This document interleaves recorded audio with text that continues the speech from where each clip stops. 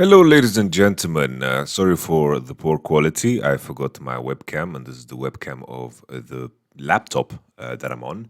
I'm holding my microphone like I am some, under the ground fight club announcer. Let's get ready to rumble. You get the gist of what I'm trying to get at. I am currently in a hotel room, and I'm about to do a LEC recap and give my predictions for tomorrow's games. We had a very eventful day, very exciting day. I think it's always fun to see all of the teams after the break, see how they kind of adjust to the new meta, the new patch, and how much that split fatigue might have an impact on teams.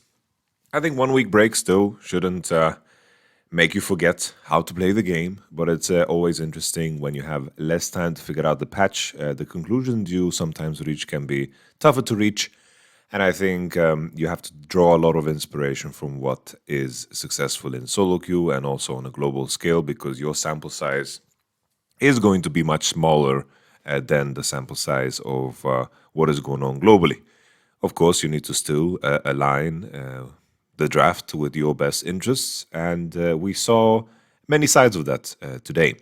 So let's dig in. The first match of the day that we had was XL versus Fnatic. Super exciting to see these teams after the changes they've made, and of course they've had more time to prepare per se. Of course, they needed to figure out the roster and so forth, and a lot of time was burned there.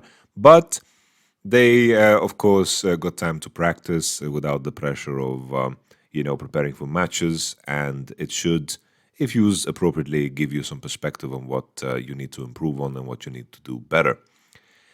XL banned Varus, Aurelion Sol, and Vi. I think the Varus ban makes sense in terms of what, of course, Fnatic showed in the previous season. Aurelion Sol, I kind of like the ban because I think, regardless of what you think about humanoids, I think his biggest strength is still his lane phase. And I think that if he can play champions that are self sufficient and if he can play champions that scale well into the game, this is where he is at his strongest. And I feel like Aurelion Sol is a champion that definitely aligns with that. You can check his obi.gg. Aurelion Sol is something that he's performed well on. And I feel like Humanoid is a strong enough individual player to be able to cheat himself through some of the tougher parts and portions of the Aurelion Sol lane phase.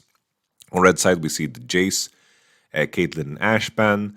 Jace is something that sometimes gets traded back and forth, but I believe that Jace has gotten a lot weaker with a lot of lifesteal items dominating the meta, the poke not being as impactful, and generally speaking, Jace, there's so much engage that you can find with the Annies being around, with the Gragases being around, and also the Jarvan slowly creeping in, the Lee Sin 2v2s. I think that the Jace is slowly falling out of favor, especially if you are not a team that has shown that they're willing to play it, of course, both mid and top. All in all, Caitlyn, very standard ban, something that we see still towards the Patrick. And then the Ashe ban is something that we also see. Ashe still maintains a very high presence and is very frustrating to deal with. I think that there is room to maybe pick some champions into it, where you maybe play Zayarakan. It's going to be tough early, but the reward later definitely is felt. All in all, I think that Ashe ban is still perfectly reasonable. Throughout the day, we saw a lot of Gragas first picks, and Gragas is just so damn good because you can play jungle almost every game. There's nothing that is going to punish you. Gragas feels to me like the new Maokai of some sort. And now when Maokai is out of the picture, Elise is out of the picture, sure, they're still in the picture, but they're not as strong as they were before. Gragas is just shot up in prio. There's nothing really that can hard punish him in jungle, and he has a lot of pathing options that allows him to reach level 3 level very safely, and then he scales well into the game. You can also blind pick him mid in a lot of matchups. You can play him top in a lot of matchups too. And I think the utility of Gragas is just something that is going to be relevant in every single game. So I think Gragas' first pick has looked wonderful. So we have the Gragas first pick followed by the Zaya and the Sejuani. The Zaya 1-2, I don't mind too much. It was a bit of a meme last split, but here we have a case where Varus and Caitlyn is banned. And XL, maybe Patrick is going to play Draven, but They slam down the Zeri. Here, when you pick Xayah 1-2, you deny the enemy picking Xayah Rakan 2-3, and you only answering with part bot lane on 3. The other option, of course, what you can do on red side is to pick Zeri plus jungle 1-2. Very surprised here that Annie went through. They just got Gragas, Zeri, Annie 1-2-3, and they slam a Heimerdinger on 3 for the bot lane matchup. I think in this moment, maybe they picked Heimerdinger because they assumed that this Annie is going to go support. Zeri Annie is a bot lane that we've seen many times. They ban Olaf, Wukong, Azir, Gangplank. Oscarinen loves his GP. And of course, Humanoid, Azir is a classic. They pick Naur on 4, followed by Kesante. I think that's perfectly fine. They blind Victor. Of course, his composition is a little bit AP heavy, but I think that Victor is one of those champions that can itemize around that very easily. In this particular game, I didn't like too much that he went Road of Ages into Lich Bane Deathcap. I think that this is definitely one of those games where you'll be better off going Liandry into Deathcap Void, just so you are capable of dealing with the tanks as soon as possible and you still do a lot of damage to everyone else in the game, no problem. Talia was picked on 5. Me knowing Humanoid, I was very surprised that Talia came in. I feel like obviously Fnatic are trying to reinvent themselves, but I think when you're playing Talia without the Vi, I think it's definitely weaker. I think Talia requires so much setup, so much, you need to be set up for success in terms of the dives. You need to have a team that can utilize you to the max. And this has never been a role that Humanoid has played, at least in recent memory. So I was very surprised that the Talia came in. I think if you're playing Talia Vi, it kind of plays itself, but the way the Fnatic composition needs to play out, they need to be personal objectives, they need to find flanks with Gnar, with the Mega, which is tricky to do, and at the same time, they need to wall off the enemy as they try to enter the space, and they want to kite and play on Heimerdinger turrets together with Talia. I think this composition, isn't super easy to play in my mind, because I think that the matchups aren't volatile enough, and Talia Sejuani as a 2v2 is very easy to, play against in my mind.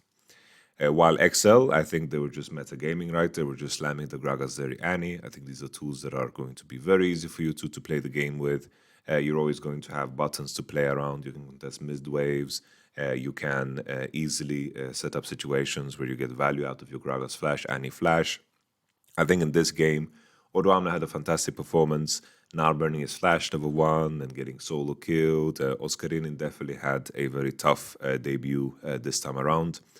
The big deciding factor was just Excel. In most cases, were just first on objectives, and I think that something that was very evident is that when you play these type of compositions where both teams have like decent amount of range and space control, whoever is breaking through the choke points and is chasing in is always going to be losing.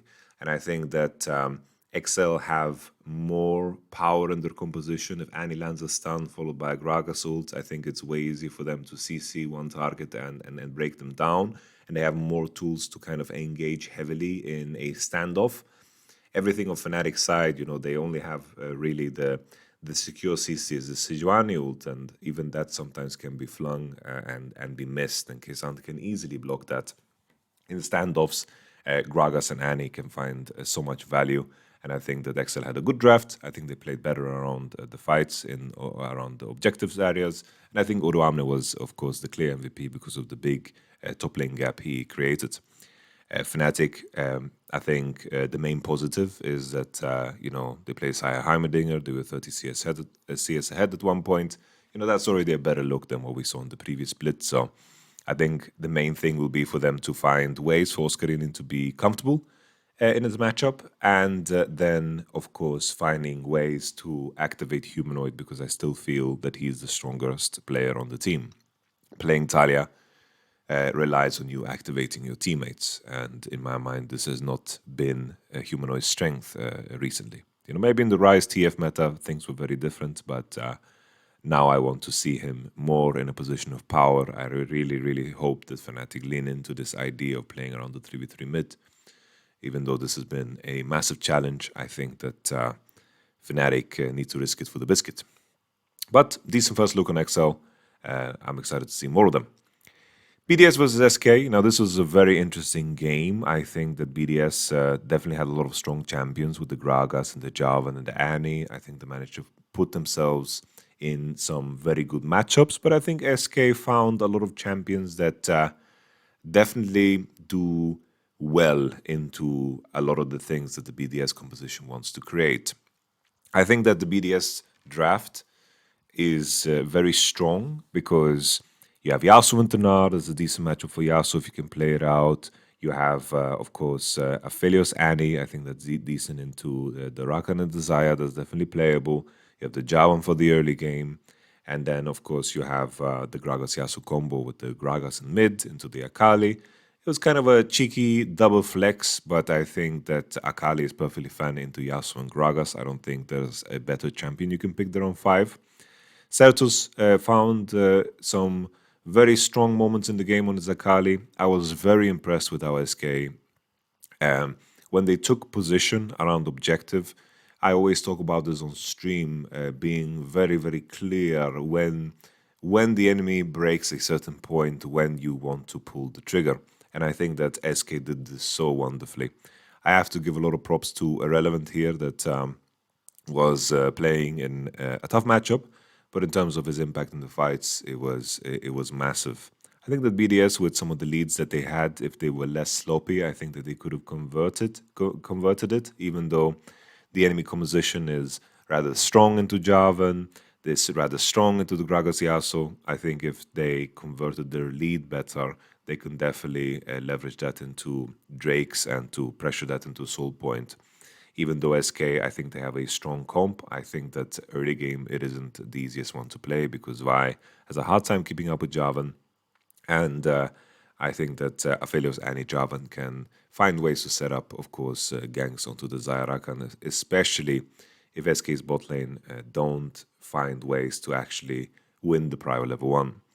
So basically, the rhythm that we saw in this game, if I remember correctly, is that Aphelios, Annie, they pushed wave 1 and 2, and that puts the enemy bot lane in a situation where they can't necessarily ward. The cannon minion showed up, and Javan's already in river, and then the gank landed, of course, a cheeky level 3 gank. That's one way to still work around this idea of the wards, being an abundance now due to the cooldown being decreased. But all in all, I think SK, split fatigue, not a real thing. I think they played really, really well around the fights, very disciplined. I think it was very impressive. I'm excited to see more of SK. I think that they definitely deserve the placement I gave them in my tier list, which was, of course, 4th over Koi.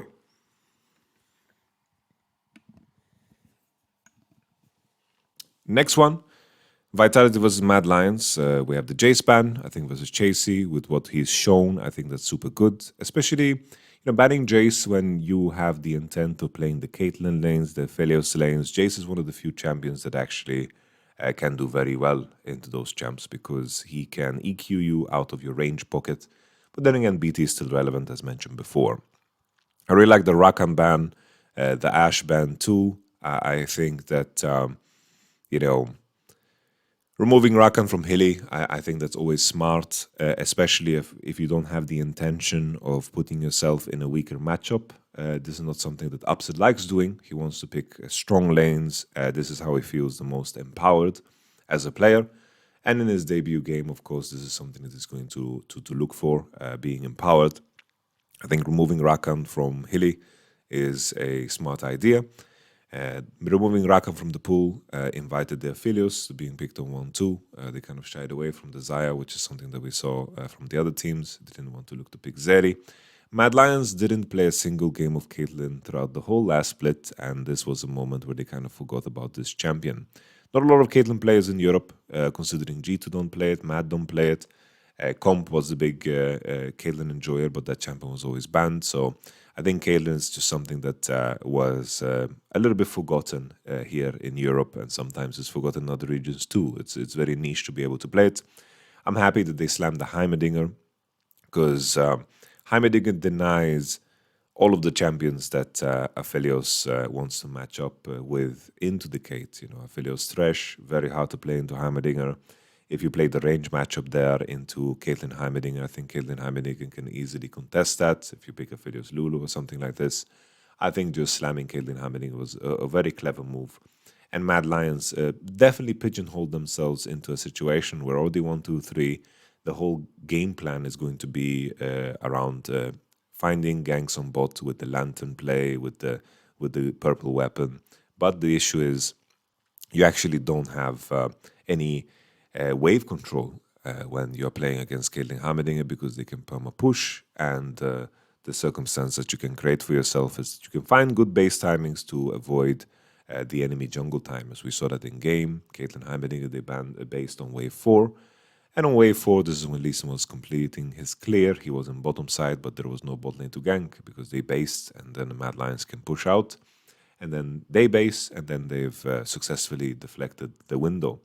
And then Gragas can just walk down bot and just protect the Caitlyn Heimerdinger whenever they want to push. And I think that Vitality did a splendid job. This game ended very quickly when Aurelion Sol managed to get a double kill. There was a good timing gank on top side as well on the Gnar. I don't think necessarily Gnar is a hard counter to Darius. You know, I think it's tricky because Darius is going to play with Flash Ghost. In a lot of cases, I also see Gnar players playing Flash Ghost to match it against Darius just to be able to get away when he, pushes for advantage. Very good gank from Gragas to secure a kill. Darius kind of threw it away later when the Rift Herald spawned. But all in all, Vitality had such a draft gap that it just didn't matter. Picking Trash or picking Aphelios 1-2 and then making Caitlyn Heimerdinger you is definitely not something that works well. I was very surprised by the Varus ban. I think that at least I don't think too much of upset on Varus, but maybe this is something they played in the off season. He just hid from me the entire time I worked with him. Another layer of this is we saw the Cho'Gath. The Cho'Gath, the Cho'Gath flex. I don't mind it super much, but what Vitality responded with is just slamming 2 champions that are going to stomp Cho'Gath no matter where he goes. Cho'Gath is going to rely on Aurelion Sol screwing up a lane, and then hopefully through that, you can set up some ganks, but I feel like that's such an unrealistic proposition, and Darius, of course, would just run Cho'Gath over. So they pick Gnar. Vitality had a very clear and clean game plan. If there was ever a moment where they get ahead, there is no way for the Mad Lions composition to come back because it's all across the board a little bit too wonky and too reliant on snowballing bot lane very, very heavy, which is insanely difficult against Caitlyn Heimerdinger because they have full control over the wave. Not a good look here for Mad Lions in terms of their meta read, but I also feel like they couldn't really have a good chance to play the game because their matchups were very constrictive, and Vitality had a very solid performance. A very good look here for Vitality. They played out the game clean, but at the same time, Mad Lions, they knew that the game was over, and they definitely accelerated Vitality's victory by just going all out. We continue.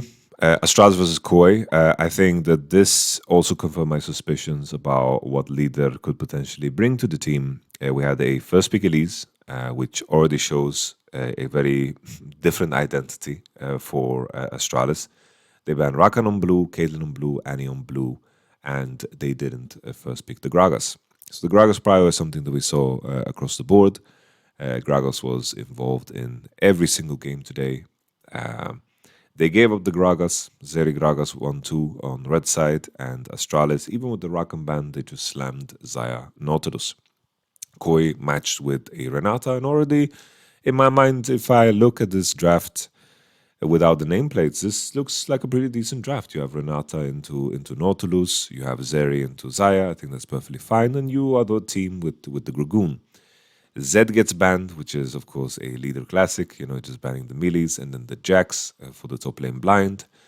Tristana was banned against Larsen and Azir. These are the 2 champions that, he likes to play and he's done well with. Larsen has always been very limited in his champion pool, so attacking that pool when the enemy has a flex, I think, is the correct approach. Very difficult to find precise bans when the enemy is on Gragas flex.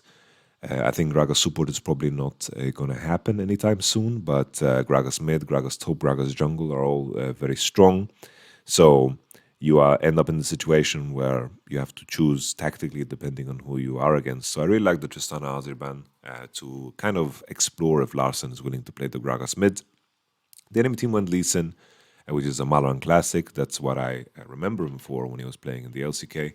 Renekton Rise to really align to this identity that Astralis tried to build in this draft, that either we're going to win early or we're going to lose.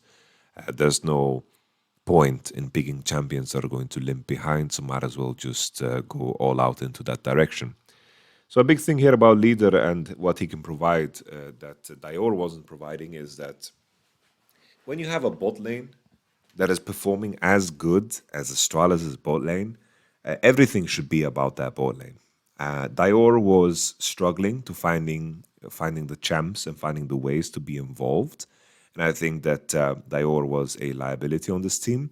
While Leader, if you watch his Champions Queue games, he's always going to try to find champions that can fight for the prio and then engage in whatever combat is happening on the Rift, whether that is around your jungler or around your side laners. This is something that Leader always does in solo queue, always does, of course, in Champions Q2, and now finally on stage as well. He slams the Rise. Rise can push early, can have the prio early, and Astralis went full sicko mode, Malrang mode. Big thing to highlight here is that Xayah Nautilus managed to get 2v2 kill against Comp and Trimby. And when you fall behind with Zeri in such a composition, when you have Kesante and Lee Sin and Gragas mid, you're not going to have any damage to actually be able to threaten the Renekton and Rise if they're ahead of the curve. So even though Koi on paper, they have some tools that are going to make them scale, in this situation, if they fall behind, they just don't have enough burst or damage to break through Astralis' big HP bars because of how Renekton and Rise are going to build. So Astralis played a solid game around the early Drakes. They managed to put the game on Soul Point very early on and put the pressure to Koi even before they could reach 2 core. I think this is a very good approach to the meta where, putting yourself in the driver's seat, where early game is also important because the value of Drakes is insanely high. And when your bot lane is performing this good, you're going to be able to generate opportunities. I think Koi definitely made it a lot easier. I think Koi didn't look sharp at all. I think that they looked very disjointed and didn't look comfortable at all in a situation where Malrang didn't have the breathing room to support all of his laners the way he always does. I always say this about Malrang, that the reason he plays how he plays is because he has recognized that this is the best way to play for his teammates. And definitely everyone on Koi is struggling when Malrang doesn't have that same freedom. 113 was really pressing the issue for Malrang, and he out Malrang today. Nice look for Astralis. I hope they maintain the same. I think that the bot lane, still, I have to praise the bot lane so much. Younghoon on Nautilus was a very good look, and I am excited to see him more and more on the playmakers. And I think that 113 is a lot better. I think he's a lot better. I'm trying to find the right phrasing, but I think Leader complements his playstyle a lot more. 113 likes to invade, likes to, mechanically check your enemy early on in the game, and I think that that synergy is something that we showed yesterday. But I don't want to get too carried away because Koi also had a very rough performance. I think if Koi want to succeed, the bar and the level from their bot lane just needs to be way higher, because I don't have a lot of faith in Larsen and Shigenda right now. They are kind of very similar in many ways to what Ebi and Ruby are for their teams. But when we're going to talk about Team Heretics, there is some changes that they've made, and I guess we can just jump into that game now. So D2 ban Vi, Zeri, Ashe. Team Heretics ban Annie, Heimerdinger, Cho'Gath, which was very surprising. Draven is open. What is the plan against Draven? What are they preparing against Draven? Do they want to play Draven themselves? Do they want to do something different? Because here, there's two scenarios that I thought are going to play out. I think G2 first pick Gragas, naturally, flex, OP, this champion is doing super well. And he responds with Jace, which was already surprising, AB and Ruby, and I thought they're going to just go Jace Sejuani and hide AD till third. Maybe that was the idea. Counter Draven, pick something into Draven, have something up your sleeve against Draven, or pick Draven yourself into maybe the Zyrakan bot lane that the enemy is going to pick. But instead, we had the biggest Draven invitation of all time. Jace and Zaya was locked in. Considering Team Heretics banned Heimerdinger themselves, Thresh got locked in, and there is no hard counter to Thresh. Draven and Thresh are going to be always a strong lane, and the enemy slams Elise here on 3. So already, you put yourself in a situation where Draven is just, it's like, if you know Draven is coming, at least lock your door, barricade the windows, maybe, prepare some weapons, some traps, something. But here, he just huffed and puffed, and your door just opened, and they have a great matchup right off the bat. I was very surprised by this approach, but maybe Team Heretics, Zaya is doing super well by every metric, solo queue, also globally and competitive. They just wanted to lock it. But I was very underwhelmed here by their plan. I think playing Zyrakan and allowing G2 to follow that recipe of success over and over again, I think is a very dangerous game. But sometimes against a team like G2, you kind of just have to pick your poison. But picking Zaya and letting Draven be slammed into me is not the poison that I would choose. I thought they were going to pick Draven themselves or do something in this fashion to try their hardest to compete with what the enemy wants to accomplish. So the ban Belvet Kled, repeating the same. It's like when the enemy has Gragas Flex, finding good bans is very tricky. Belveth, Kled, these are champions that G2 played, but in all honesty, it's like, well, how do you use your 4-5 bans when Gragas Flex is showing? They banned Nautilus and Silas. Silas was signaling, of course, something that they wanted to pick a champion into the enemy team that is going to be, of course, bad into Silas. So they just slam Jarvan, another champion that by a lot of metrics is doing super, super well. I think this is a game where you're seeing Jace, you're seeing Elise, Zaya. I think Jarvan can match Elise in what she wants to do early game, has a stronger level 6. Zaya, it's kind of back and forth. She can R, and she's happy when people are melee range with her, but I think the fact that Jarvan can contest early game so hard together with Thresh and Draven is probably the most essential detail here, and the fact that Jace always is going to be a man with a target on his head. So yeah, the idea was they're going to pick Malphite and set it into Jace no matter what. They picked Gwen on 5, and Gragas into Gwen is a perfectly fine matchup that is playable, and they just send Malphite into Jace. So these are matchups that are decent for the solo laners of Team Heretics. I think at one point, even Ruby had a solo kill angle.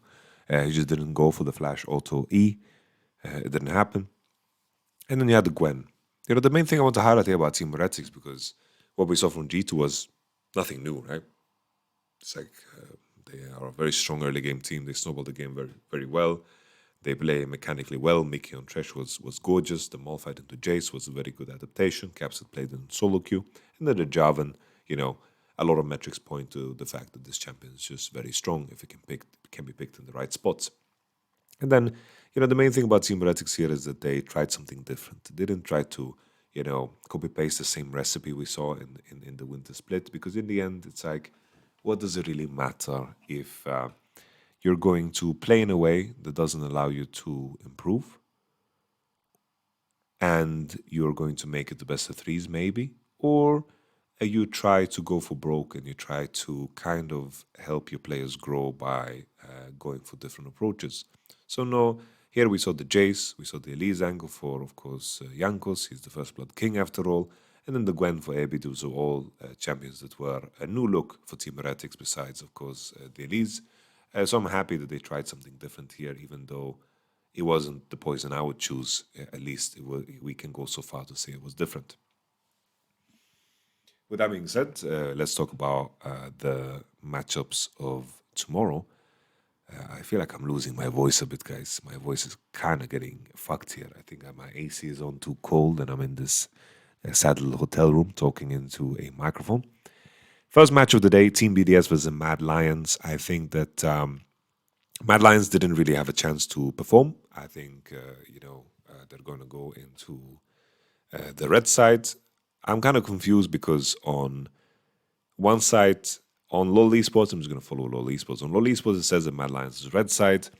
I think red side is slightly worse right now because of the Gragas first pick, and I think that teams need to maneuver around what they want to open and not. I think Mad Lions should ban Caitlyn. I think that's a very important one, banning Caitlyn.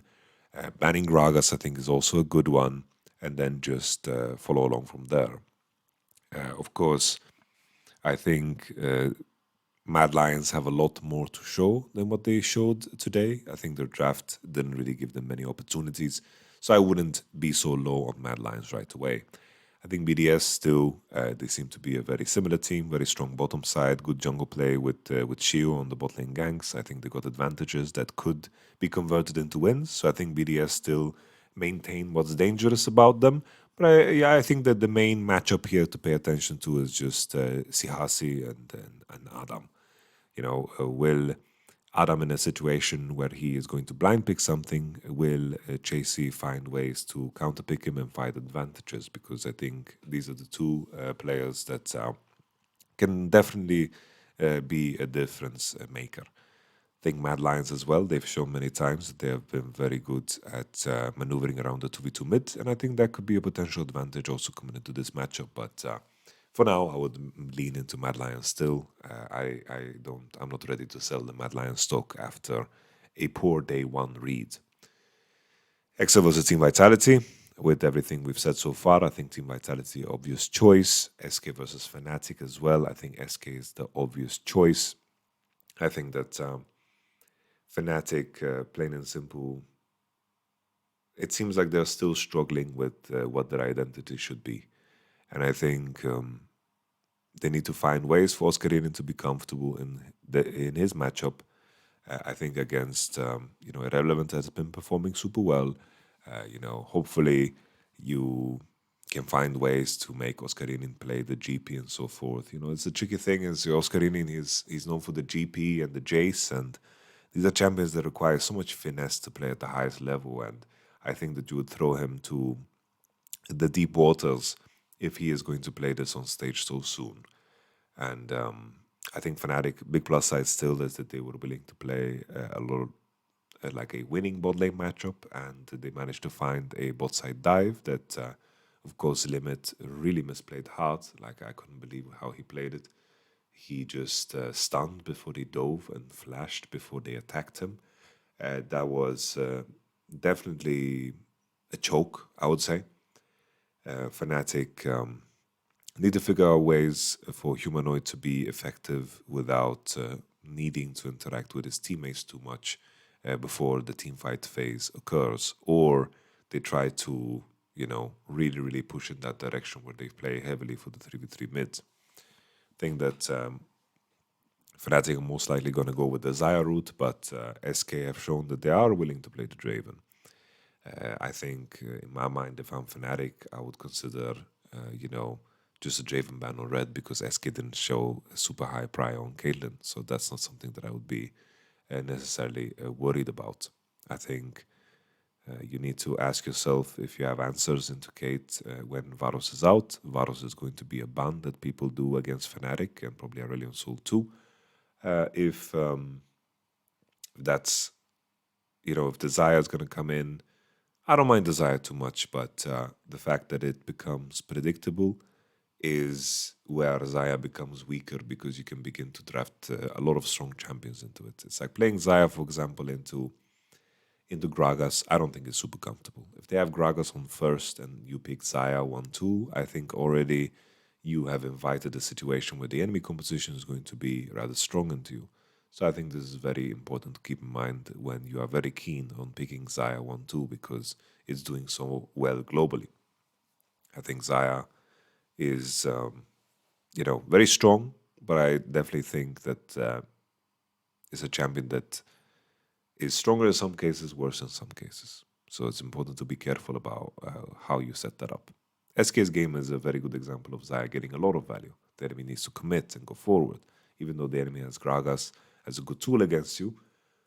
I still think, Gragas just looks so OP.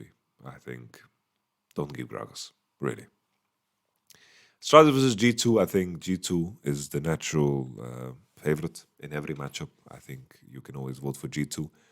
G2 versus Astralis, as I think we're going to have fireworks in the early game. I think Astralis as a bot lane can actually compete, and I think that Leader and 113, they're both psychopath enough to actually contest in situations early enough that it might be game deciding. They're going to fight 3v3, 4, they're going to fight level 3, level 4, level 5. They're going to look to actively contest. So that's going to be very interesting. I think that Astralis try to be, they seem to me like a more limited mini version of G2. So G2 is, of course, the masters of that in the region, and I think G2 is favored. But Astralis, I think they will put up a fight. Koi versus Team Heretics. This is probably one of the most depressing match of the weeks ever. Of course, it's for the Spanish community, and I understand the rivalry that they are trying to create with these two franchisees. But with the performances of both teams on day one, it's hard to get super excited. But of course, Team Heretics played against G2, and Jankos is feeling a little bit under the weather. I don't want to be too harsh with them. I think here, the hard thing here for Koi and for Team Heretics is how are you going to establish an identity that works? Today, Team Heretics tried something. They'll probably look to ban Caitlyn. Larson didn't look that great on Gragas. It's very hard for me to set expectations for this match. Insanely difficult. I think that on the day, Koi, Team Heretics, Fnatic definitely looked like the weaker teams. So it's very, very hard for me to set expectations for this match. If I really, really had to, I would just probably... Oof, it's so hard. It's so hard. It's so damn hard. I would have to go with Koi because I still believe in the tromboner and, of course, Comp. I'm losing my voice now. I was on the analyst desk the whole day. I hope this quality wasn't terrible enough. I hope Tenki is going to cook up a gorgeous video. If you sneeze during this video, bless you and bless your face. I'm going to try to bring more energy tomorrow. I went on a train ride. I slept maybe 2-3 hours today, but I drank some nice coffee. I just saw myself in the camera. Holy, I look like garbage. But it's all worth it. I'm doing what I love, so I cannot complain. So I wish you all the best. Catch you on the flibbity, flobbity, flibbity flop. Bye-bye.